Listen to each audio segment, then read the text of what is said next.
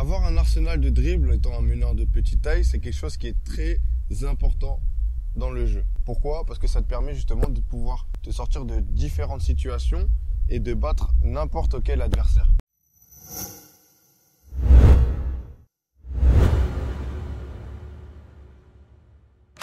Bonjour à tous, vous êtes ici avec Chris de la chaîne Basketball is an Obsession et aujourd'hui vous allez voir mes 3 moves personnels que j'utilise selon les différentes situations.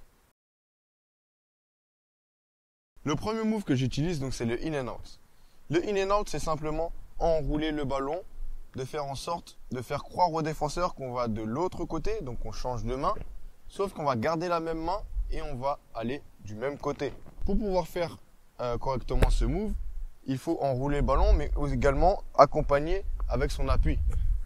C'est vraiment faire croire au défenseur qu'on va de l'autre côté, avec la main et son appui. L'erreur la plus fréquente dans ce move, c'est justement enrouler le ballon seulement. C'est pas suffisant pour faire croire au défenseur qu'on va de l'autre côté. Il faut également ajouter son appui. Donc je travaille ces moves comme celui-ci de façon répétée, donc aller et retour, mais tu peux également ajouter de la finition si tu veux.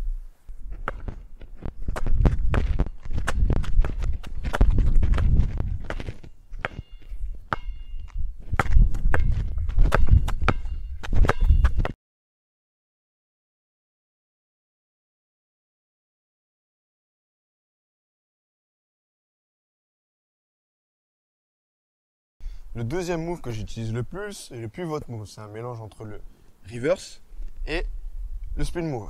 C'est un move que j'utilise souvent dans le pick and roll, lorsque le défenseur veut anticiper l'écran.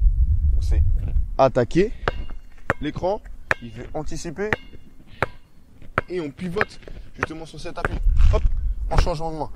Et ce move-là, il est très efficace, surtout quand le défenseur il triche, pour pouvoir passer l'écran, battre son défenseur, mais également battre la défense, puisque la défense ne s'attend pas à ce qu'on puisse aller de l'autre côté et justement pouvoir finir au cercle.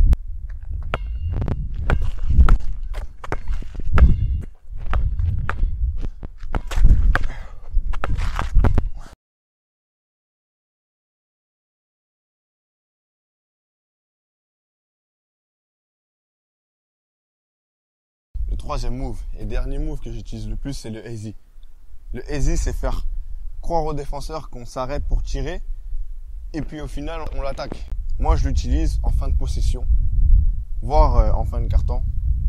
Quand il faut jouer, j'ai pas de solution auprès de mes coéquipiers et que justement, je dois jouer moi en contre. Pour pouvoir effectuer un easy de qualité, il faut vraiment s'appuyer sur la jambe opposée de la main pour pouvoir pousser et faire croire à un tir, puis ensuite repartir.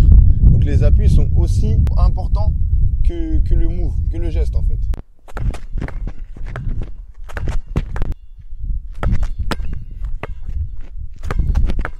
Comme tu as pu le voir, il faut vraiment être rapide. Donc rapide au niveau des appuis, rapide au niveau des bras. Et il ne faut pas porter le ballon. C'est vraiment justement l'avoir le ballon sur le côté un instant, puis ensuite repartir. Voilà, donc c'est la fin de la vidéo. N'hésite pas à liker, partager et commenter si tu as aimé la vidéo, si tu as des questions également. Et petite info, si tu veux en avoir plus, il y a le lien de la formation, parce qu'on fait des formations dans la description. Tu peux aller checker si tu veux progresser plus rapidement. C'était Chris pour la chaîne Basketball is an Obsession et on se dit à la prochaine vidéo.